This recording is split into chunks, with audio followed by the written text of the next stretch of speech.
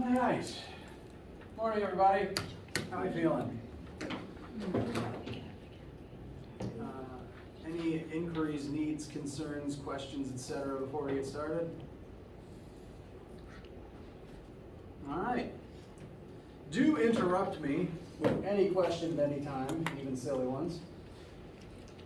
Some brief footnotes before we begin today. It is Monday, August 29th. I usually say the month of the number wrong. Main things to note: one, lab is starting this week, so whether you come Monday, Tuesday, Wednesday, or Thursday, do report to your normal time, unless you talked to me otherwise. And what we're going to be doing in lab this particular week, just to go ahead and make you aware, one, as a reminder, lab room is room 126. If you're exiting this room and walking that way towards Lassiter, it's the last room on the right. It's just a small lab room with 6 tables in it. Odds are everyone else will be standing in front of it, so it should be pretty easy to find. That starts at 1:30 in the afternoon or 8 a.m. on Tuesday. And what we're going to be doing in there this particular week, we haven't really learned anything to experiment on yet. So 2 things we're going to do this week in lab. One is the intro assessment. It is a non-graded, brief, multiple choice Scantron assignment where it's just data collection from the physics department so that we know what students know about physics coming into the class, and then we can compare it to how you do at the end of the class so that we can see, one, what things we should encourage students to know before they start the class, and 2, how well do you learn during the semester. So it's data for the department. It is not graded for accuracy because the entire point is for you to make mistakes to show us what you know and what you don't know.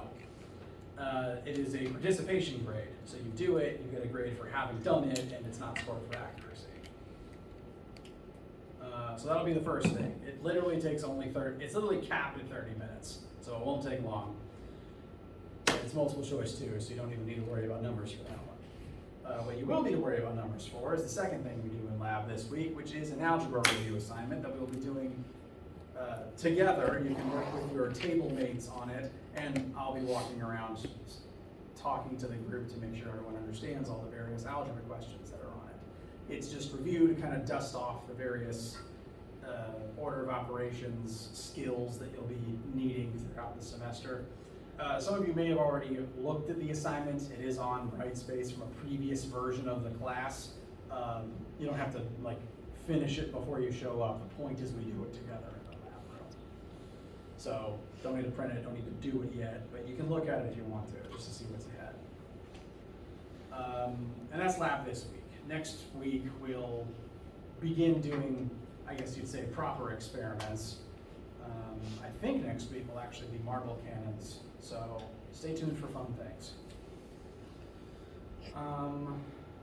And what we're going to be doing in lecture is looking at the beginnings of motion in 1 dimension, and by the end of the week we should be able to move on to motion in 2 dimensions.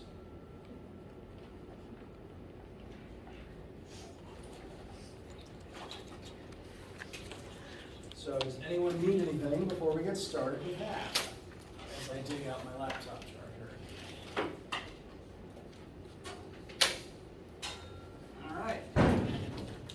So, a lot of the things that we study in this particular class are going to be moving or otherwise in some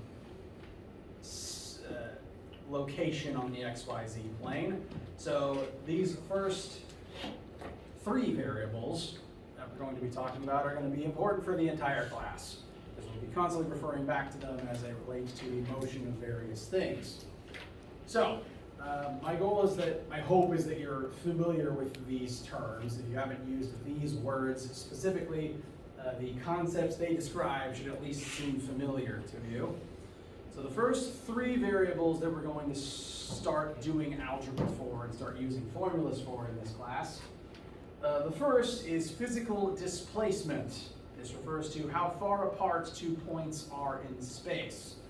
You can use this to describe the length of an object. The 2 points can just be like the 2 different sides of the table. Tell me how long one side of it is. It can also be used to refer to how far something has traveled in a specific direction. If you mark your starting line, you move so far to the east. What is your displacement between point A and point B? We're going to be using the term displacement for these specific things because that word carries a specific additional meaning to it that length does not. I'll make sure to review that in a minute. But displacement is going to refer to length, physical distance between 2 points in space. And we're mostly going to be working in meters for when we're describing displacement. Whenever we bring up a new variable in this class, I'll make sure that you know ahead of, as we're talking about it, I'll make sure you know what letters are used for that variable in various formulas, and that you know what unit we'll be using for it, excuse me. In the case of displacement specifically, the common variables that you would see in an equation that refer to displacement are delta D, or occasionally delta X, or delta Y. Delta D is just kind of the generic some distance in some direction version. But if you're specifically working in either the X or the Y axis, a formula might say specify delta X to represent how far in the X axis, or delta Y to represent how far on the Y axis. So, at least in my head, those versions are all kind of interchangeable, and so I might accidentally swap them out on the fly sometimes. Like, I would only use X for the X axis, but I wanted to make you aware that they all refer to the same things in formulas. Second of these first 3 variables is velocity. Velocity refers to the change in displacement over time. It is mostly synonymous with the word speed. It's a measure of how fast you are going. Mathematically, velocity, the variable for velocity is lowercase v. It's specifically lowercase because uppercase v refers to either volume or voltage. Those will come up later. But lowercase v is for velocity, and that is equal to change in displacement over change in time. If you are actively moving, if you have some speed, some velocity, every single second that passes, you are moving some extra distance forward. For example, a car moving, like cruise control set at 60 miles per hour, every hour that passes, it'll move 60 more miles in a specific direction. So, that's what velocity will be referring to, and we are mostly going to be measuring that in meters per second, but miles per hour is another measurement that will come up from time to time. For example, a couple slides from now, there's a sample question that still uses miles per hour. Third variable, and the one that is the most confusing out of the 3 of these, is the concept of acceleration. Velocity requires that you be moving from point A to point B over some period of time. Acceleration is the measurement of how your velocity changes over time. Velocity is the change in displacement over time. Acceleration is the change in velocity itself over time. Colloquially, this is speeding up or slowing down. If you are in a car moving at a constant 60 miles per hour, but you notice the speed limit went up, you might hit the gas harder and speed up to 80. So your velocity would change in that specific situation. It would change from 60 to 80, and it would take some amount of time for that change to take place over. You hit the gas, a couple of seconds later, you're at the speed you want to be at. Those variables measure your acceleration. Change in velocity over change in time tells you your rate of acceleration. Now, one quirk of this word that I want to address. In like English vernacular, the word acceleration tends to be used exclusively for speeding up, and oftentimes the word deceleration will be used for slowing down. In this class, acceleration can refer to either, because slowing down is still accelerating, it's still speeding up, it's just speeding up backwards, which I will attempt to make sense mathematically to you, I promise. But when I say the word, when I ask you to solve for acceleration, that number could sometimes be negative and could refer to slowing down. Just want to make that clear.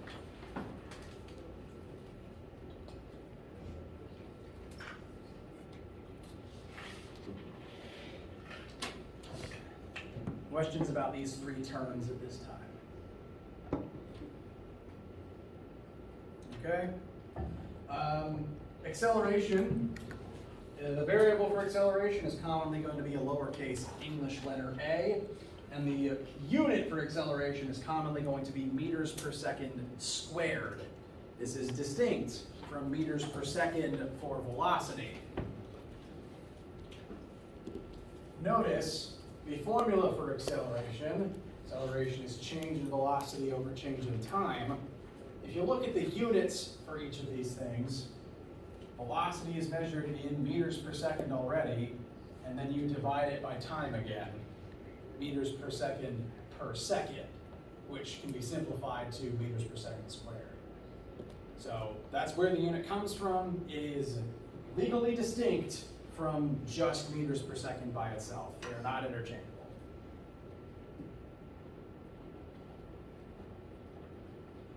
Now, these three terms are important, and they're, well, for lots of reasons, but one specific regard for why they're important is the distinction between these first two words and the separate terms of length and speed.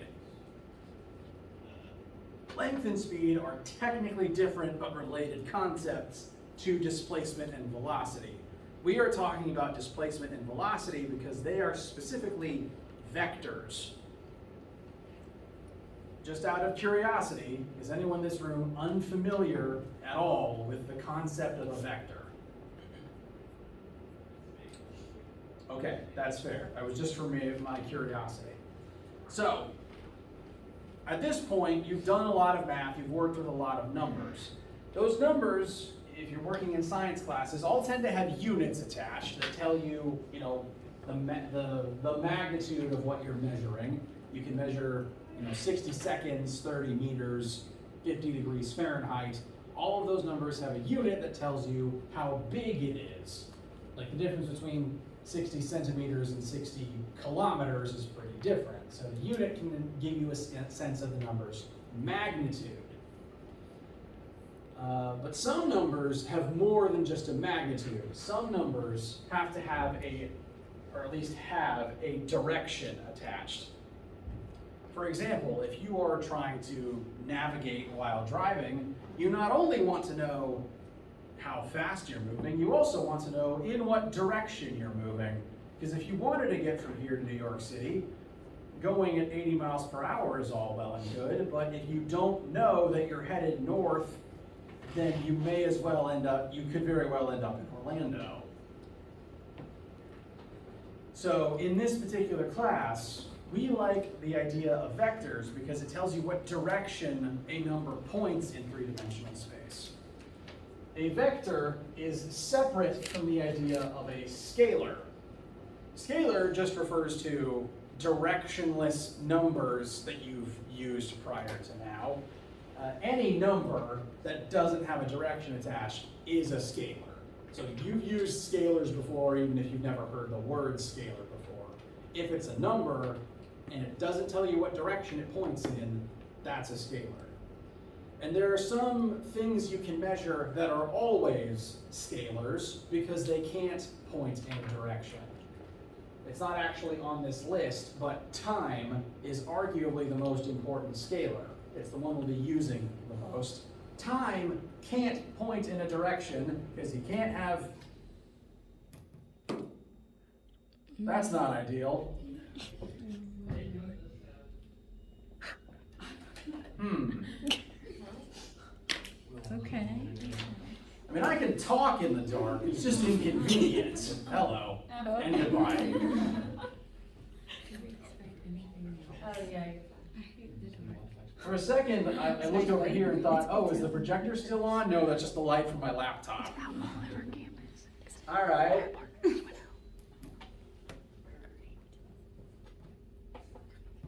3-second rule. Are we good? Okay. I'll attempt to continue as normal. Where was I?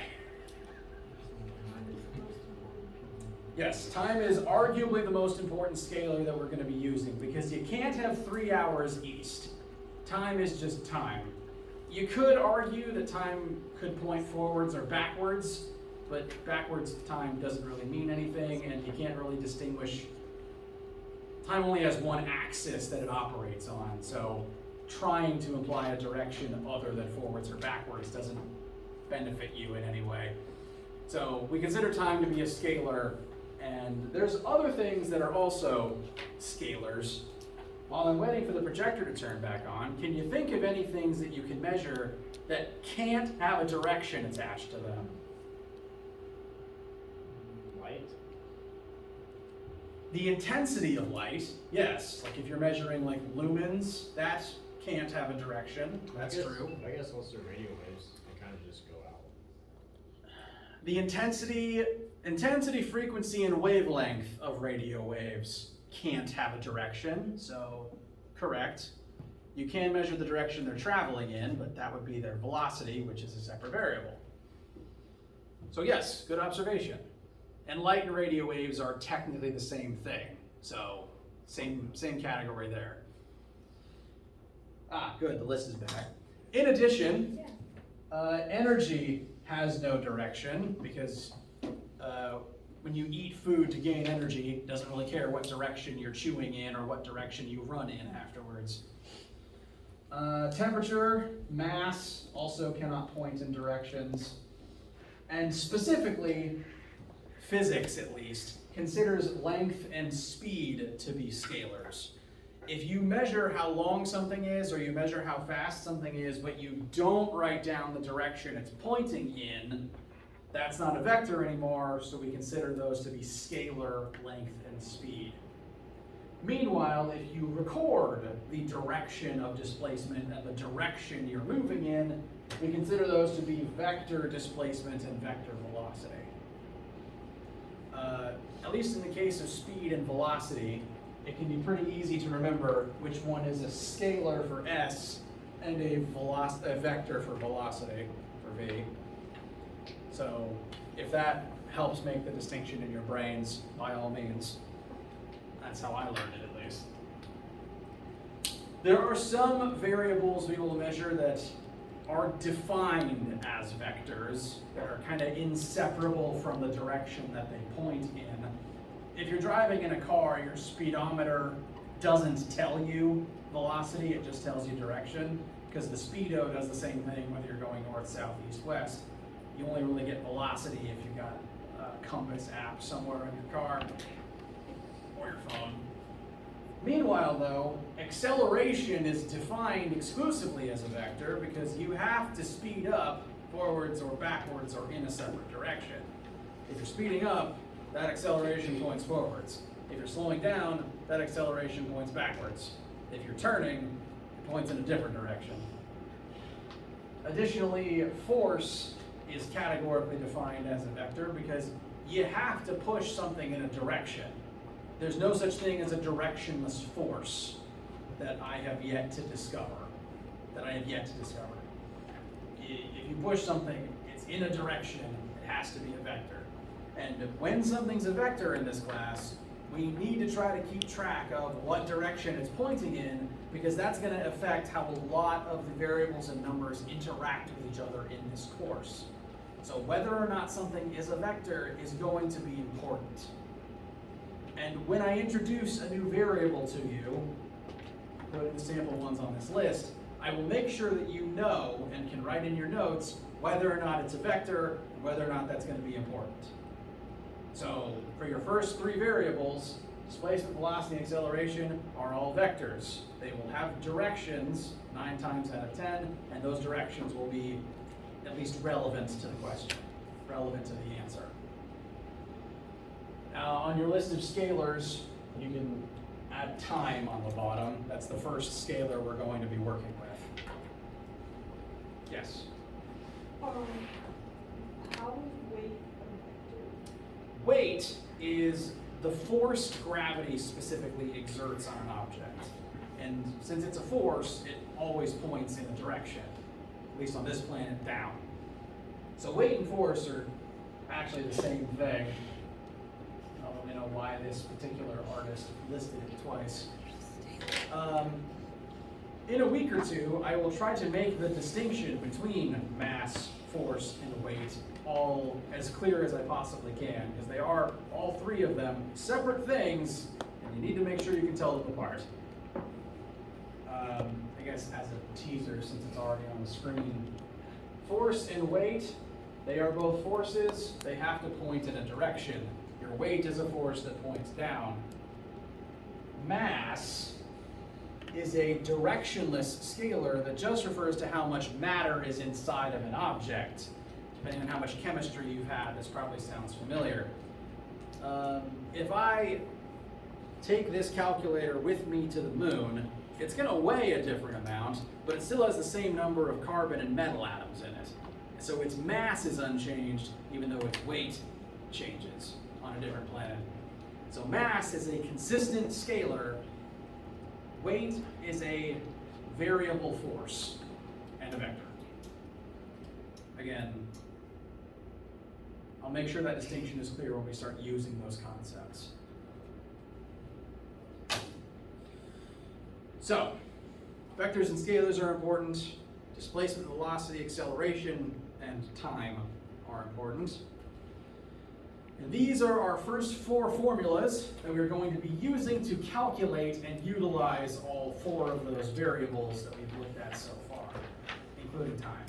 Including time as the 4th. Now these 4 formulas are very important.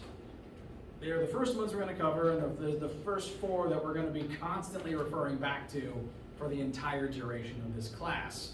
Because they're so important, and because they will remain relevant, previous lecturers in this department made the habit of referring to this quartet as the Fantastic Four because of how relevant and tightly knit the 4 of them are. And I keep that tradition alive because comics. If you look at your formula sheet,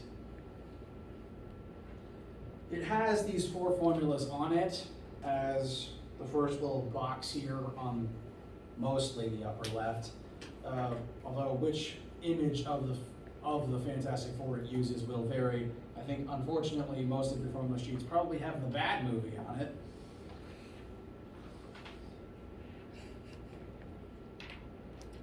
But we're going to use these constantly, which is why they're at the top of the formula sheet, and why it'd be a good idea to try to get a feel for them now. Now the first 2 we've already talked about, and you've probably used them at some point before in your past. They're the most straightforward out of this list, and so we're going to start with the 2 of them. Formula 1 of the Fantastic Four is the definition of velocity. Velocity is defined as change in displacement over change in time. We mentioned this a slide ago, actually 2 slides ago. Now, some things to note about how it's currently written on the screen, because it's written the same way on your formula sheet, and I want to make sure that the quirks of how it's written are clear. First thing, this triple equal sign is still an equal sign. It doesn't mean anything different mathematically. You don't have to treat it any differently. You can still rearrange this formula the way you normally would do algebra. No issues there. The triple equal sign does mean something. It means is defined as. In any other math class, a normal 2-bar equal sign might just mean that 2 things happen to coincidentally be the same thing. But here, The triple equal sign means it's no coincidence velocity is defined as change in displacement over change in time. It's no coincidence that they are equal to the same thing. They are designed to equal the same thing because they are intrinsically the same thing. So it really only means something linguistically. You don't have to treat it, when you see the triple equal sign, it's just an equal sign. You don't worry about it. I'm not going to treat them any differently. The other small quirk in how this is currently written is some of the letters on this entire slide have lines under them. Those lines represent that the quantity represented there is a vector. There's a couple different ways that different books and different publications might utilize this little line. On the old course formula sheet and on the slide right now, it uses a line under the quantity, but occasionally, just out of habit, because it's the version I like most, I sometimes use this little arrow above something to represent that it's a vector. It seems more distinct to me instead of just an underline. And some publications may even use this symbol instead. This one is mostly just used to refer to whether or not something is specifically in an X, Y, or Z axis, but it does, you might see it occasionally. I might use it occasionally myself.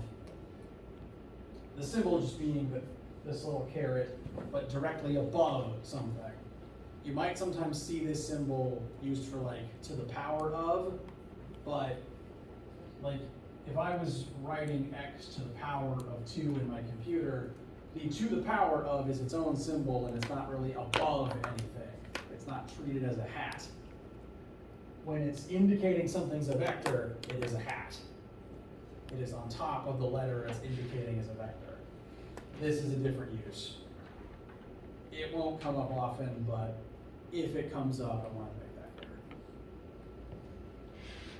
So, however, whichever version of this it uses, the line means something there is a vector. Velocity is a vector, displacement's a vector, acceleration's a vector. Note that t is not underlined in any of these formulas because time is a scalar. So, in the first formula, velocity equals change in displacement over change in time. If you're moving east, if your position is becoming more east, so in that case, the displacement vector would point in the east direction. The velocity would inherit that east vector.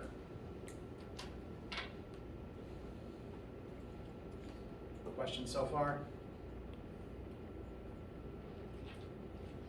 Okay. We'll look at the second one too before I tab to some quick samples. Acceleration is defined as change in velocity over change in time. Again, triple equal sign is just defined as, so that is the definition of acceleration. In order for something to be accelerating, its velocity needs to be changing. I'm realizing I haven't mentioned delta out loud yet. If it's been a while for any of you, the triangle symbol in any of these formulas is the Greek letter delta, and it refers to change in whatever variable it's attached to. So in the acceleration formula, for example, acceleration is defined as delta v, the change in velocity, divided by how much time has elapsed as that change has taken place. So in order to be accelerating, your velocity has to be changing.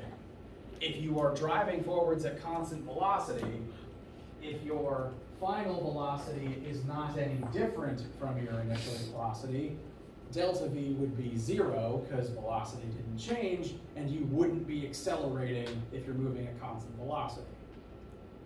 If you are speeding up, delta v would be a positive number because the final would be bigger than the initial, and you get a positive acceleration. If you're slowing down, final would be smaller than the initial, you get a negative delta v, you get a negative acceleration.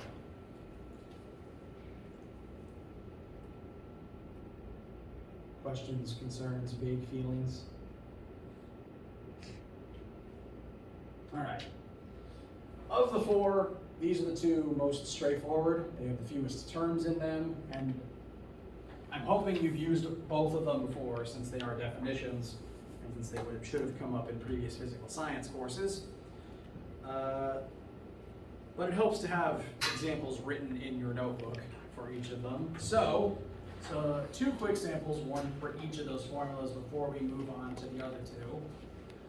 First, you drive at a constant 55 miles per hour for 23 minutes. How far have you traveled?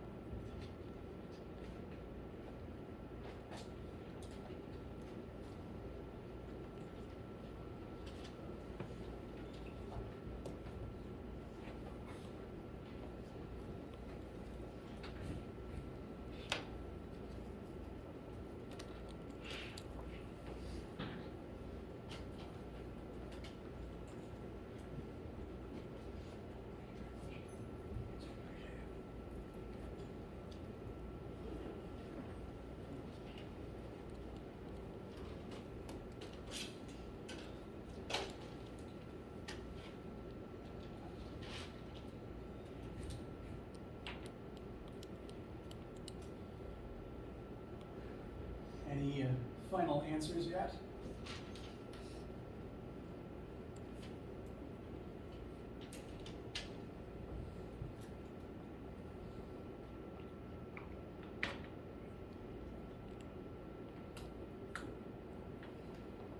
All right.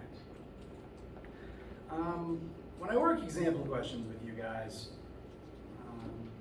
one of the things I like to do is try to help calibrate your sense of scale, because it's often easy to just plug numbers in and get a number for your answer and move on from there. It takes time to build up the ability to look at a number and determine if it makes any sense for a question. So to help with that, for this specific case, we're moving at 55 miles per hour for 23 minutes. Is 23 minutes greater than or less than 1 hour? Less than 1 hour, which means we should expect to go less than 55 miles.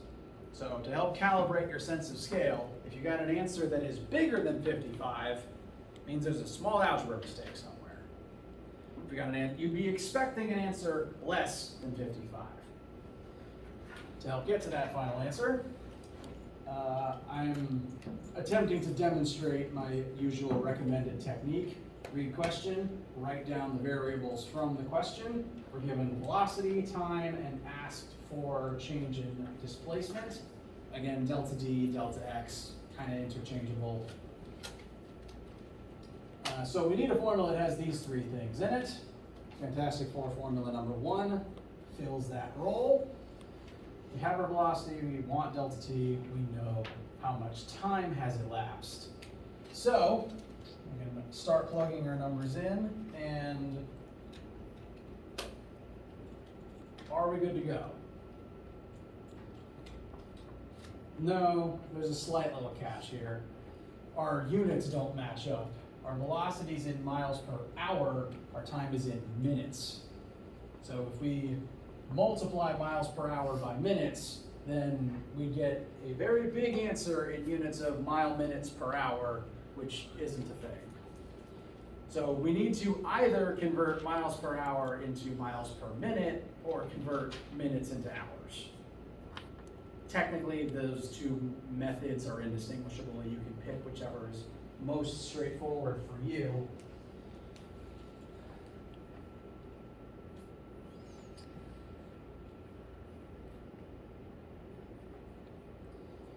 But to do the conversion, we would end up dividing 23 by 60, which would make it a number smaller than 1, which makes sense. It's less than a whole hour. It's about a third of an hour. A little more than a third of an hour. You don't need to change what you have written in your notes, I'm just simplifying what's on the board. And so after making that conversion, we're good to get our final answer.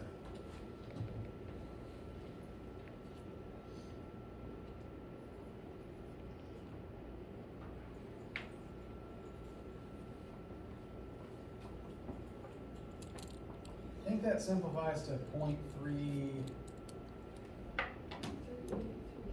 Thank you.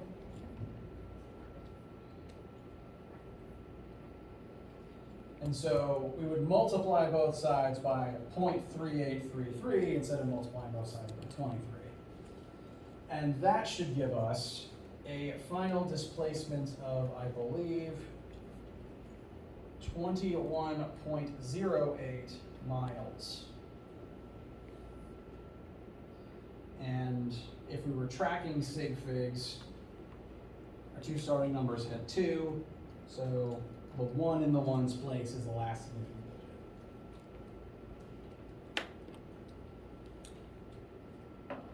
digit.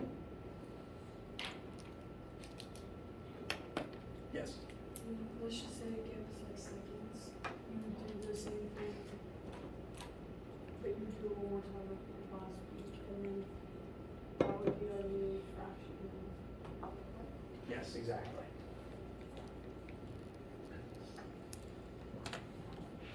Questions so far? Yes.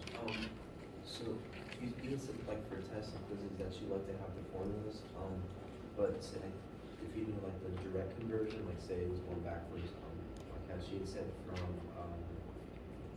like it was going from miles per hour to meter per second, would it be fine to do just like 1/3600 is 1 hour to seconds is 3600? Is that Yeah. fine or is that? That is absolutely fine. Yeah. There's a ton of different ways to do most conversions. I am not attempting to teach you any standardized way to do anything. You have your own methods. You turn in your work. I will read your work however it's laid out. As long as you get the right answer, that's fine. I'm not one of those teachers that thinks that there's only one way to do things, because there literally is not. There's way more than one way to do things. In fact, in about a month or so, there's going to be an entire chapter where there's like 2 or 3 different paths to getting the right answer most of the time. All right, how do you feel about that first one?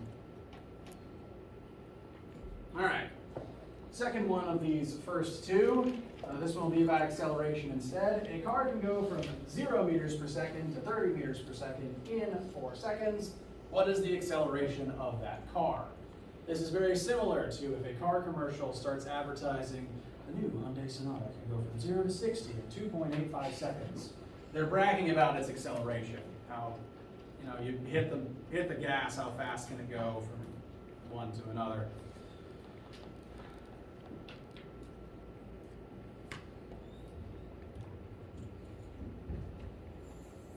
As a reminder, when looking at your formulas, delta anything converts directly into final minus initial.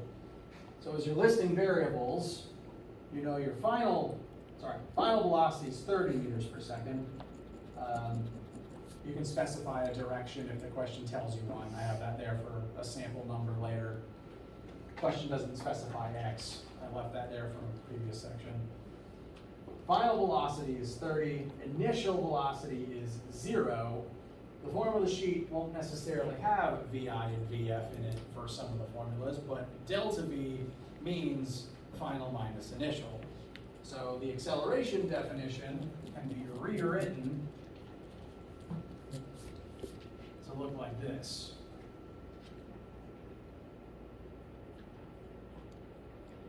Which now has a space in it for all the things we've been given and the one thing you want. So, we want A, we know VF, VI, and VT. Oh, sorry, VF, VI, and just T. I don't know why I said that.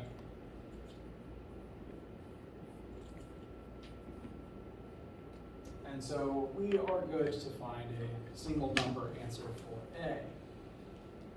small quirk of mine to address. Apparently I'm just self-conscious about all the way I do things. When I write a 0 by itself, I put this slash through it because at least to my eye, it makes it more obvious that it is just a 0 instead of like a letter O for some reason. I don't do it if the 0 is a part of a bigger number, just when the 0 is by itself. So I wanted to explain that.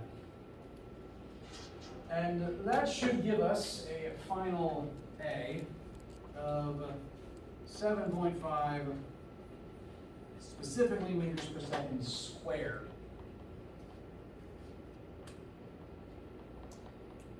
Questions thus far?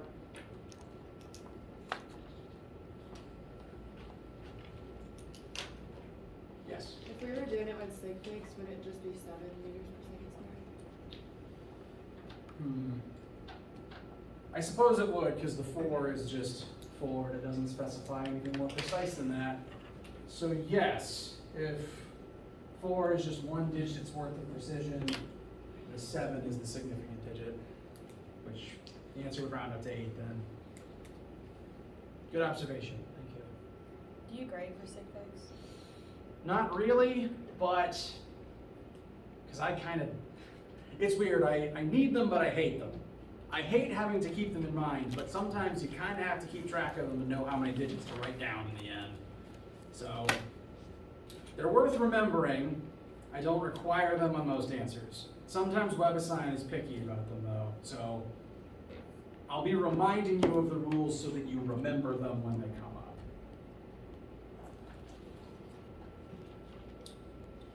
Now, some things I want to point out about this particular example. One, velocity and acceleration are both vectors. So if v is in the x-axis, then a would inherit that axis from the velocities. If you're moving forwards and speeding up, you are speeding up in the x-axis still. Additionally, the direction of your acceleration is important. In this specific scenario, we got a positive answer for our acceleration. This tells us that we were moving forwards in the x-axis, and now we are speeding up and moving even faster forwards in the x-axis. Every single second that passes, we increase our velocity by 7.5. So at 0 seconds, we're moving at 0 meters per second. At 1 second, we're moving at 7.5 meters per second. At 2 seconds, we're moving at 15. 3 seconds, we're moving at 22.5. 4 seconds, we're moving at 30. So this is the interval by which it increases every single second. Now, hypothetically, you don't erase anything in your notes. If you write anything down from what I'm about to say, write it separately. I'm just kind of demonstrating. This would be different if instead of starting at 0 and ending at 30, if we began at 30 and ended at 0.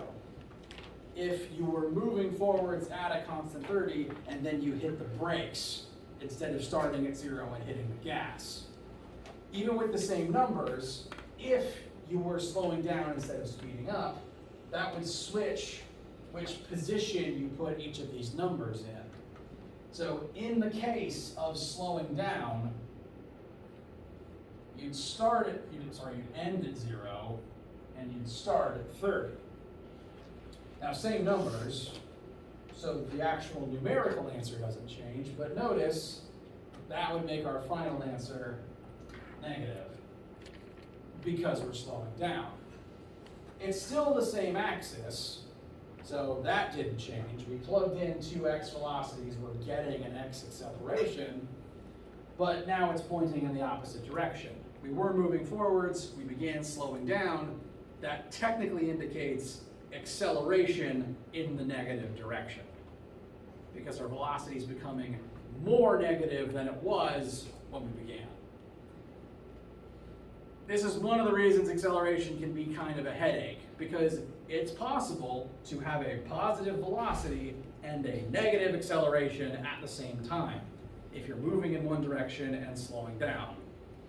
or if you're turning around. So that's one of the headaches to keep in mind when dealing with acceleration. One final footnote.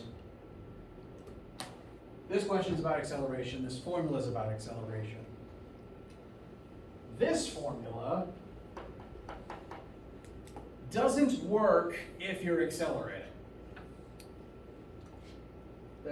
What I'd recommend you do is in your notes or on your formula sheet, put a big old asterisk next to this one and write as the footnote, this formula only works if you're moving at constant velocity. It does not work if you're accelerating at all. Notice this term doesn't have an A in it. It also doesn't have VF or VI, it's just V. Constant, unchanging V. So if your velocity is changing, this formula stops working because it doesn't have any wiggle room for V to change in it. You only plug in one velocity and one time, and you get the one distance it moves in that amount of time.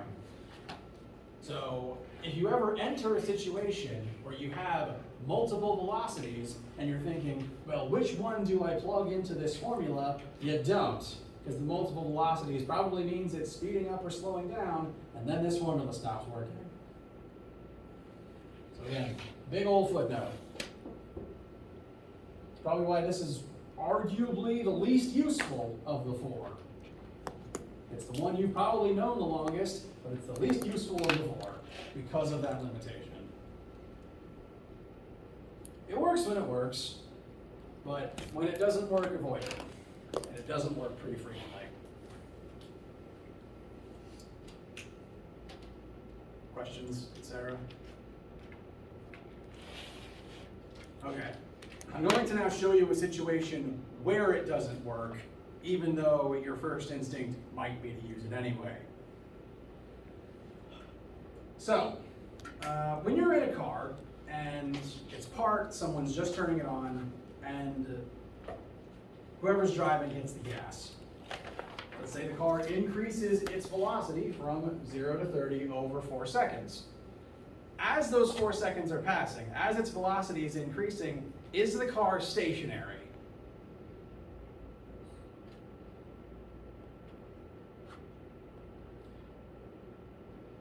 If you're driving a car and you hit the gas, does the speedometer change? Note I said speedometer, not RPM meter. Does the speedometer change while you're stationary? No. RPMs does, because that measures revving inside the engine. I think. I'm not a car guy. But the speedometer doesn't. If your speed is changing, you have to be moving. Because for your speed to be changing, you have to have a speed in the first place. And if you have a speed, you are moving. So during these 4 seconds, the car is moving forwards. If you're driving and you're stopped at a red light and the speed limit's 40, so you hit the gas to get back up to 40, you're not immediately back up at 40. It takes a couple seconds and you're moving forward as the speedo increases again. The same is true of the inverse. If you're driving along and there's a red light ahead, you hit the brakes, and over time you slow down, but also over distance you slow down. You've got 100 feet or so to go from the speed you were at to stopped at the line. So when you are accelerating, you are also displacing. There's no way to do one without, there is no way to accelerate without also displacing. Which means that this car, from the previous example, did move forward as it changed speed. And we can figure out by how much, but not with either of the first two formulas. This formula talks about acceleration, but there's no displacement term in it. So it can't tell us how far we moved as we were accelerating. And this formula has displacement in it, but it doesn't work when you're accelerating, hence the footnote. That's what formula 3 is for. Formula 3, out of this entire list, is arguably the most important one because it's the one we're going to use the most, in my experience. This formula, its purpose is to tell you how far you displace as you are moving over time while accelerating, which happens pretty frequently in this particular class because we're going to be dealing with forces and gravity, two things that cause acceleration while you're moving. So of the four, 3 is the one we'll come back to the most, I feel. At least it feels that way to me when I'm doing and grading the work. Formula 4 is useful in similar contexts because it can tell you your displacement as you're accelerating. It's just a different tool for different situations. Like I said, all the formulas are tools. This is like the multi-tool you use all the time. This is like that tiny baby screwdriver you only use when your glasses are broken. You need it in that one situation, but it doesn't come up much. It's still good, it's just the weird one, because it's the only one that doesn't have time in it. So when this one comes up, it's either because you don't have time and don't need it, or because you don't know time, but you do know VF and V final, and you want one of these other two. So again, the odd one out, very useful, but very situational. 3, super useful, super common. And we're at the end of class, so I'm not going to hold you, but that's the one that we would use to find our answer to that third symbol. Plug in the acceleration we found, multiply by time squared, and that'll give us the displacement of the car. We'll pick up there next time. Let me know if you need anything, and come to lab this week. If you have any questions now, I will see you soon and have a wonderful day.